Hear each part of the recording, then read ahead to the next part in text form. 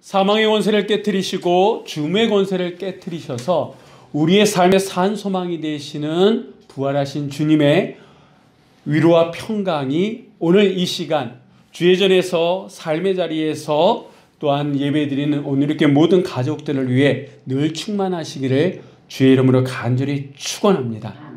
오늘 우리가 읽은 이 요한복음 20장에는 부활하신 주님께서 자신을 3번이나 사람들에게 나타내 보이신 것을 기록하는 것을 볼 수 있습니다.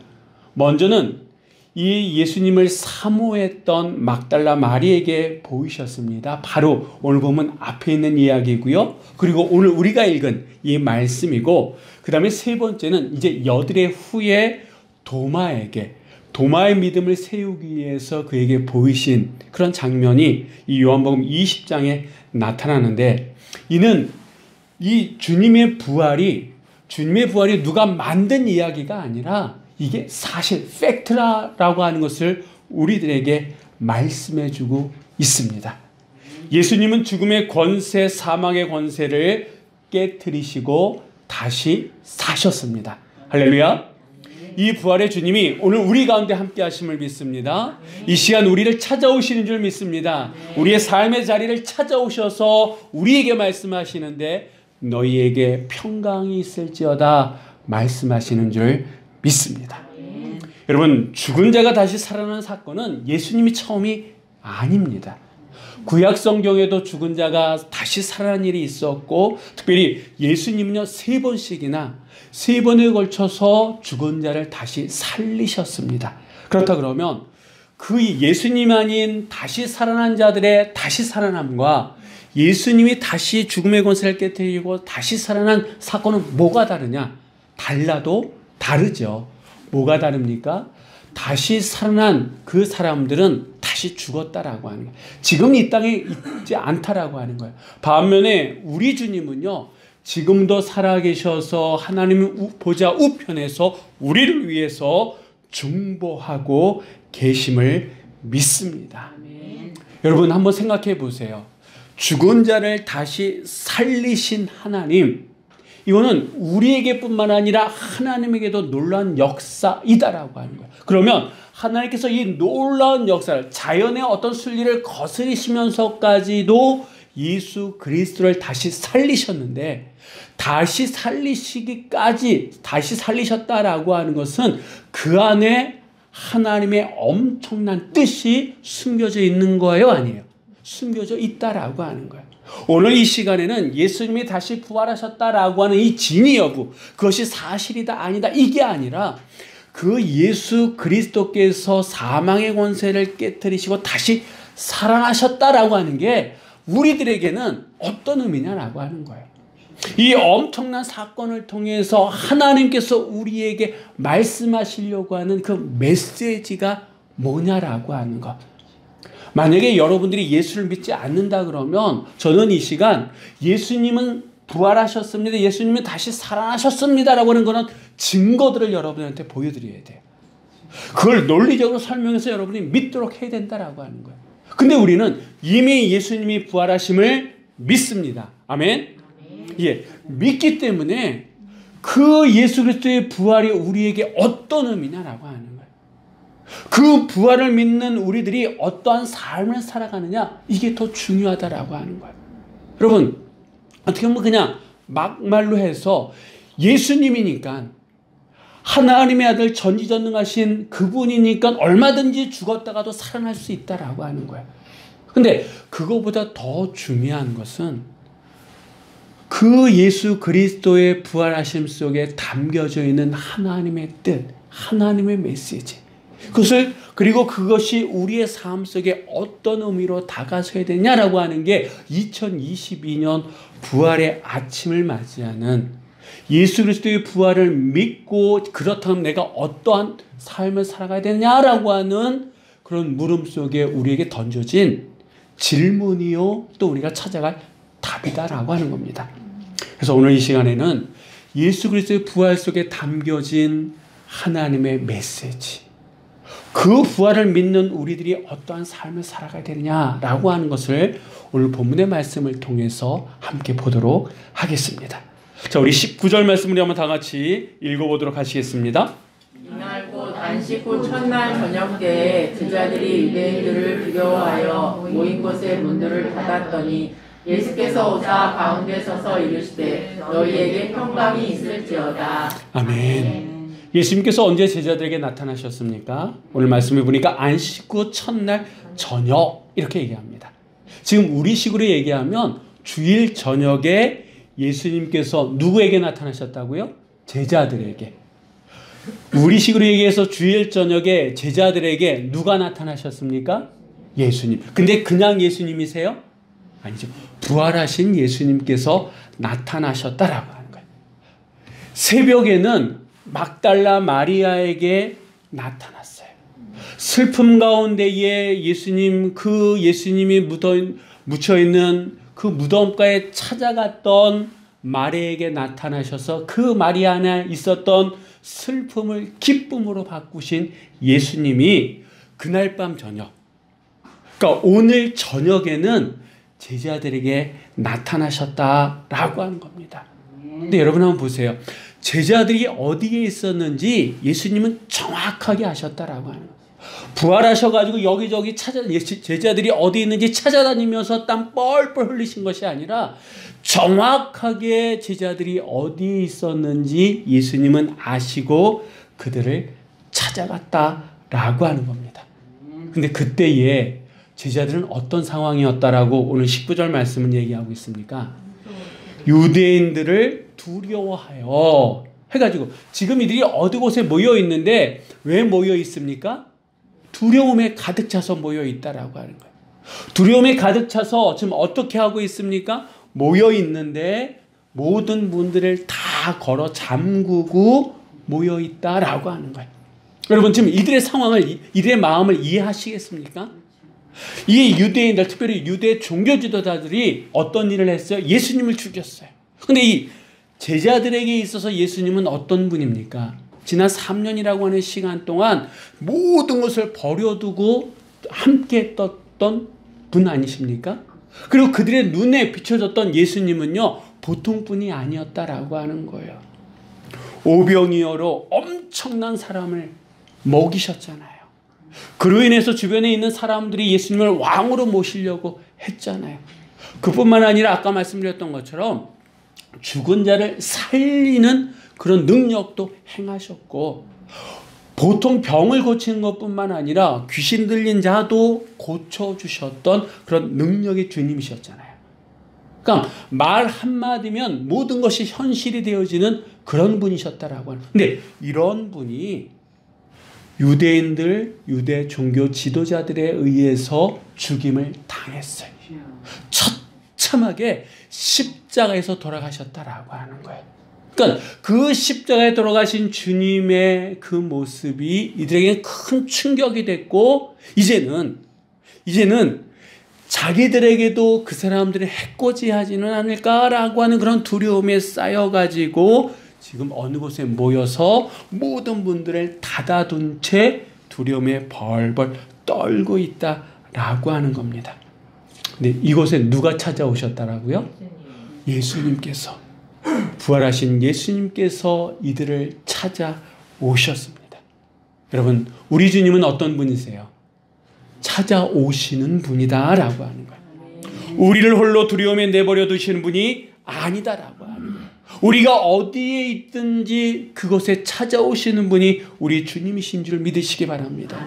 우리 주님은요, 못 들어갈 곳이 없다라고 하는 거예요. 아무리 꽁꽁 모든 곳으로 다 막아놔도 그곳에 들어가시는 분이다라고 하는 거예요.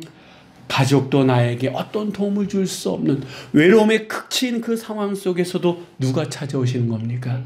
예수님께서 찾아오신다라고 하는 거예요. 중한 질병에 걸려가지고 의사마저도 이제 늦어가지고 안 되겠습니다, 돌아가시죠 라고 그런 사형선고를 내린다 할지라도 누가 찾아오시는 겁니까? 우리 주님이 찾아오시는 줄 믿으시기 바랍니다. 주님은요, 두려움 가운데 있는 제자들이 다 볼 수 있고 당신의 말 한마디 작은 소리로도 다 들을 수 있는 제자들 한가운데 딱 서셔가지고 뭐라고 말씀하십니까? 그 제자들을 향해서 에이렌의 휘민 너희에게 평강이 있을지어다 라고 말씀하십니다. 우리가 얘기하는 샬롬, 에이렌의 이 평강은요, 고대 그 옛날 이스라엘 사람들 그리고 예수님 당시 지금도 이 유대인들은요 서로 만나면 샬롬, 에이렌의 하나님의 위로와 평강이 여러분 가운데 있기를 원합니다 라고 하는 그런 인사를 나눕니다. 그러니까 그리스도인들 가운데서 샬롬 그런 서로들 많이 인사 나누지 않습니까? 그런 인사말이에요. 그런데 이 말씀, 이 인사말 에렌의 휘민 너에게 평강이 있을지어다 이 말을 지금 누구에게 하는 거예요? 두려움에 벌벌 떨고 있는 제자들을 향해서 부활하신 주님께서 만나자마자 첫 번째 말씀이 너에게 평강이 있을지어다 이 한마디였다라고 하는 거예요. 그 이야기는 이 말에는 특별한 의미가 있다라고 하는 거예요.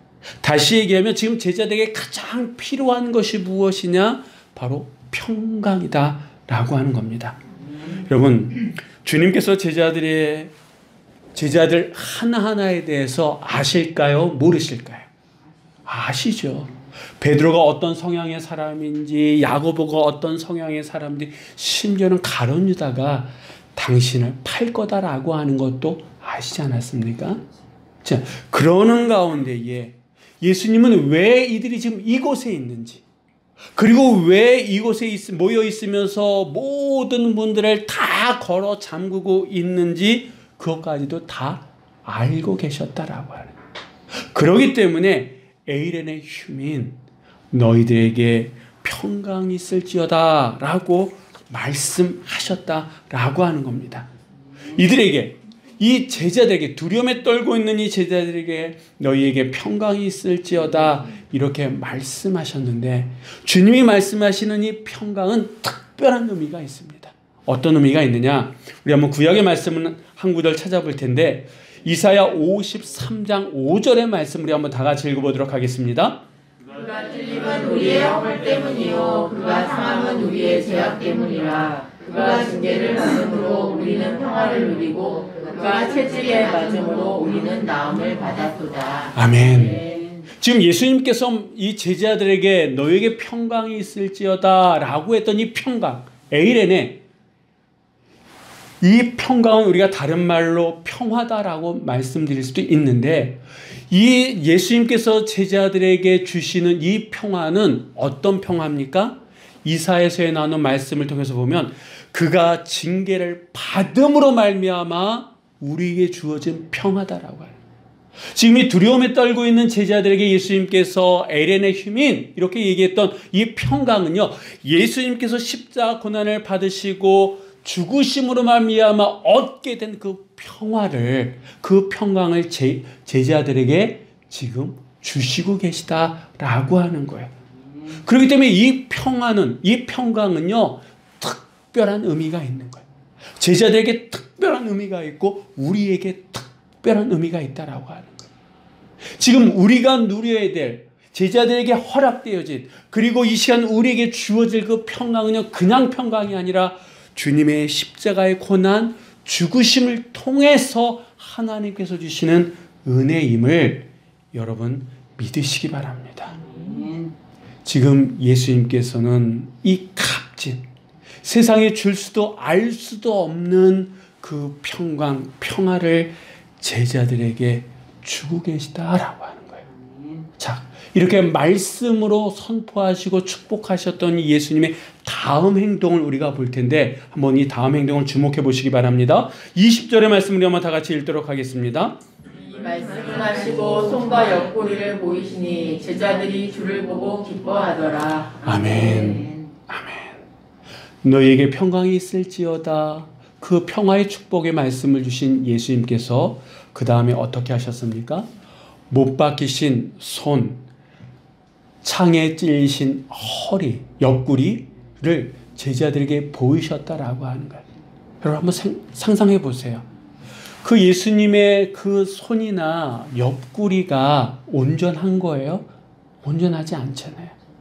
아마 피로 범벅이 됐을 거예요. 그냥 보기에도 끔찍한데 예수님께서는 그것을 제자들에게 보이셨다. 가리시지 아니하고 보여주셨다라고 하는 거예요. 무슨 의미일까요? 지금 이 제자들이 두려움에 떨고 있는데 이 제자들은 예수님을 배신한 사람들이잖아요. 예수님을 배신하고 다 도망가서 지금 여기 모여 있는 사람들이잖아요.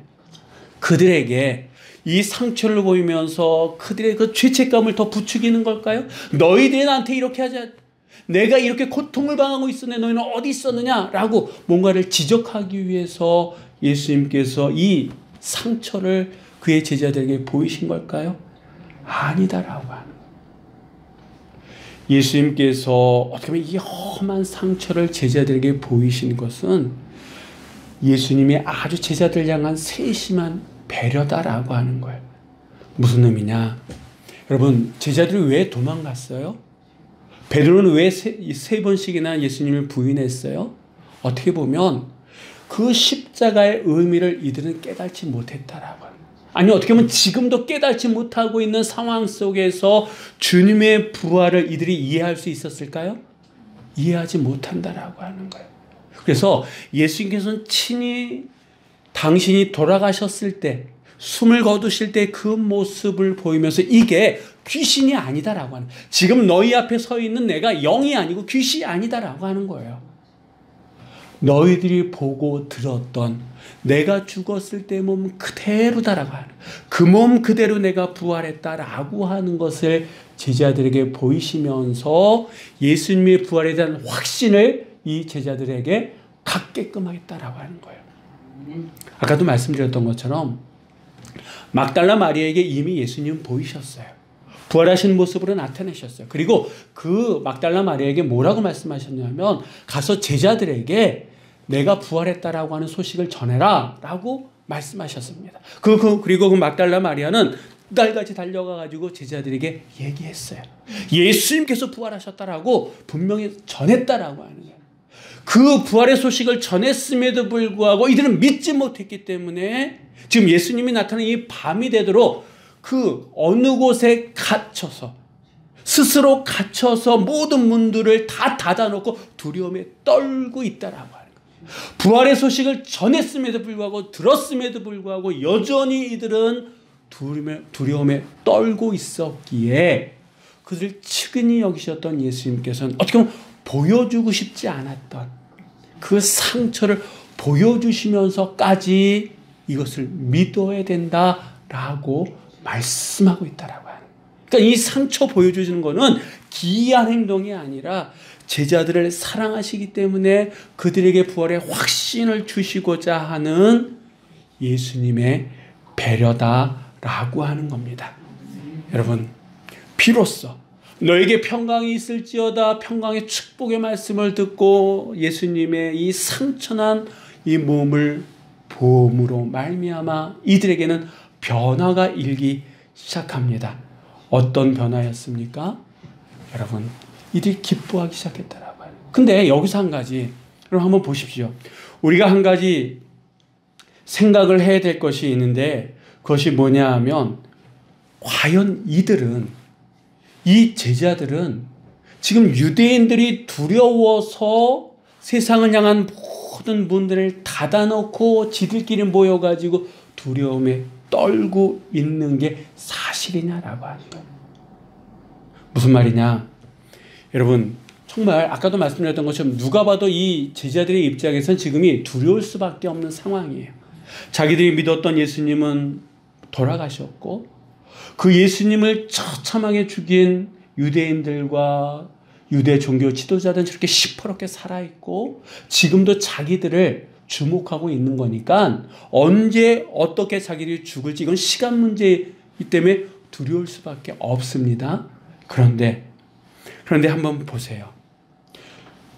이 말씀 속에 보니까, 20절 말씀 속에 보니까 예수님의 평강의 말씀을 듣고 예수님의 그 상처를 본 이들이 어떻게 하기 시작했습니까? 기뻐하기 시작했다라고 얘기해요. 달라진 게 뭐예요? 상황 달라진 게 뭐가 있습니까?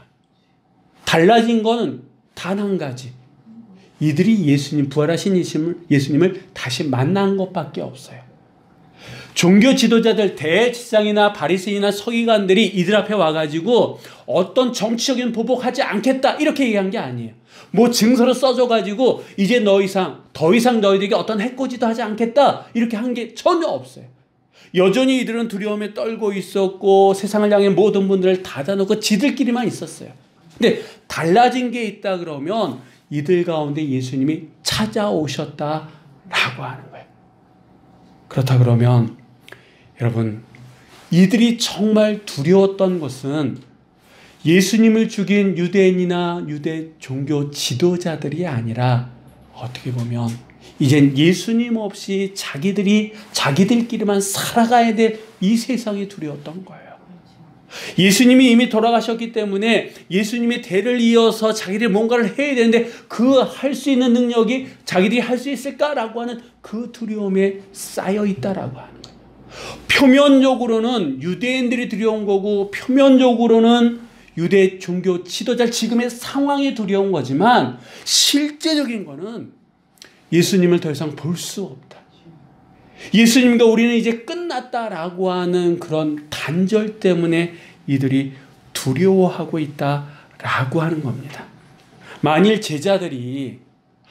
이 제자들이 예수님께서 돌아가시기 전에 몇 번 말씀하셨던 내가 십자가에 달려 죽지만 사흘 후에는 살아날 것이다 라고 하는 그 말씀을 기억했다 그러면 오히려 이 주일 저녁에 이들은요 사모하면서 기대하는 저녁이 됐을 거예요.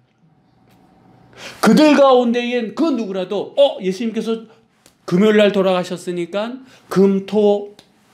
그러면 오늘 예수님께서 다시 부활하신데 누군가라도 한 사람이라도 믿었다 그러면 이 시간이 기대의 시간이요 설레임의 시간이 됐을 텐데 예수님께서 돌아가시기 전에 그렇게 얘기하셨던 사흘 후에 내가 반드시 다시 살아날 거다라고 하는 이 예수님의 말씀을 그 누구도 귀담아 듣지 않았고 그 말씀에 대한 믿음이 없었다라고 하는 겁니다.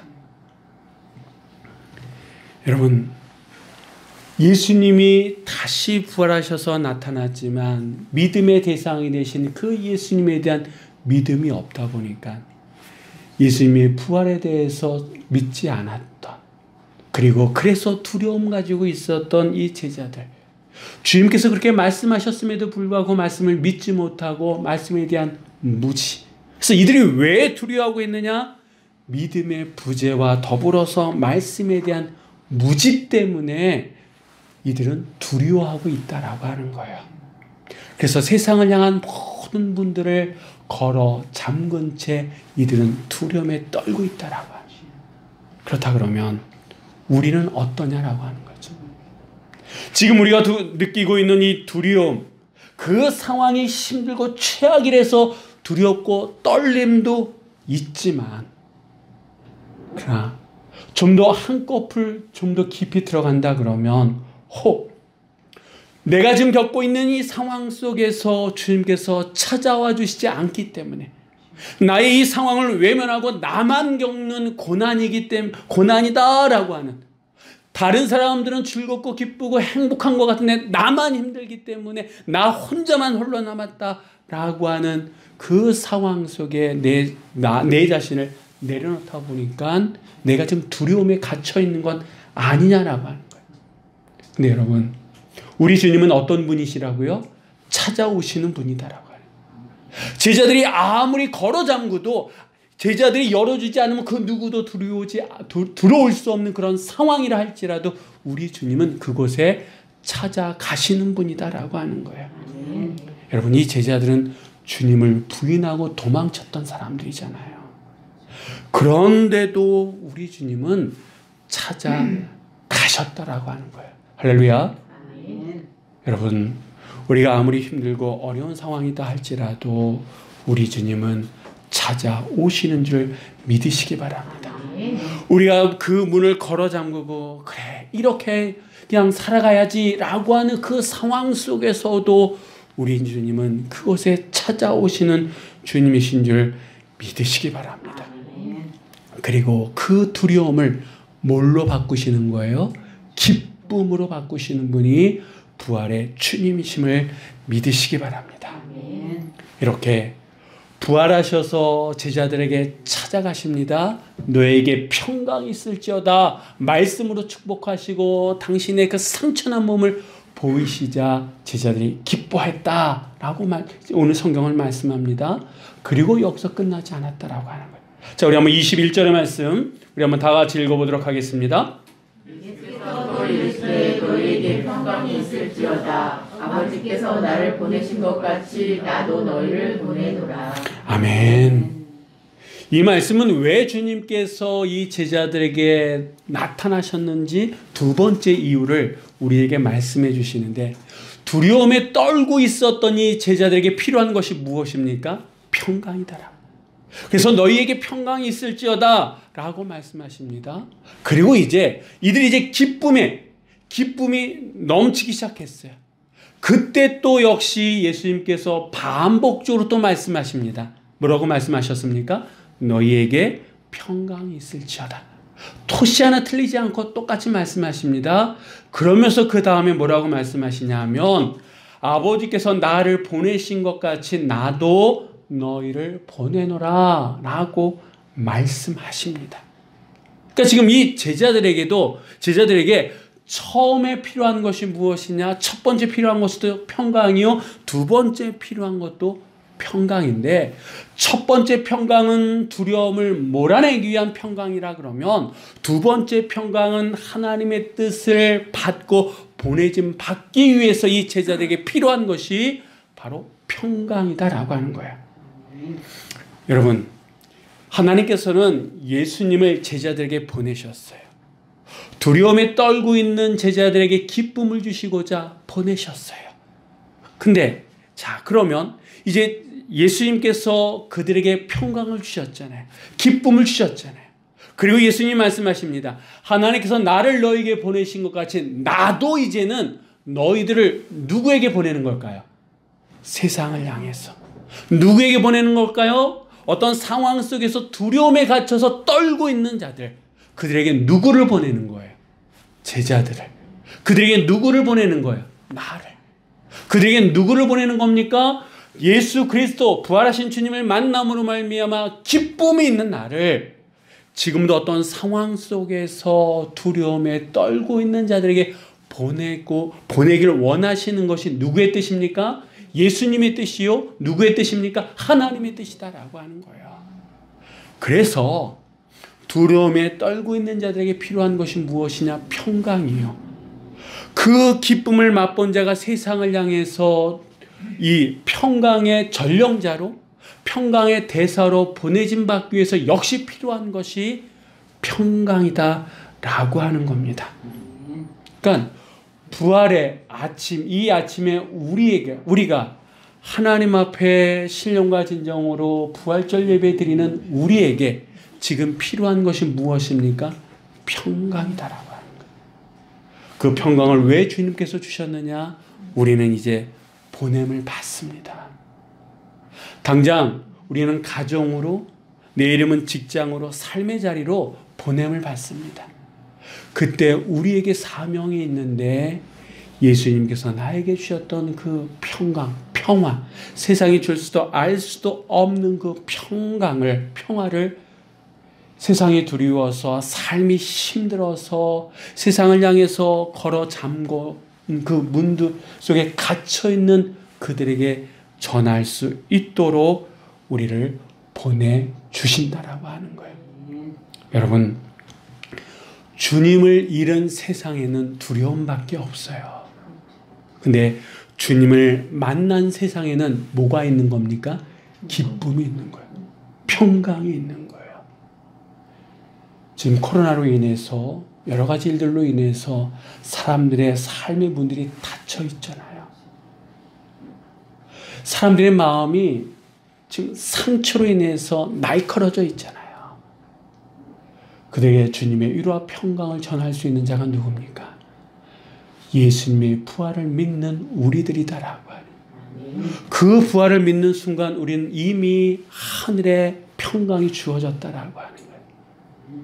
그래서 그 주어진 평강을 우리가 세상 사람들에게 증거해야 될 사명, 그것이 바로 예수 그리스도를 통해서 우리에게 부활하신 주님을 통해서 우리에게 주시고자 하는 메시지요 하나님의 뜻임을 믿으시기 바랍니다. 이 시간 주의 전에서 삶의 자리에서 가정에서 예배드리는 오늘의 교회 우리 모든 가족들을 향해서 주님은 말씀하십니다. 너희에게 평강이 있을지어다. 구체적으로 지명해서 말씀하신다라고 하는 거예요. 너희에게 평강이 있을지어다. 주님이 주시는 이 평강을 누리시는 여러분 모두가 되시기를 주의 이름으로 간절히 축원합니다. 기도하시겠습니다.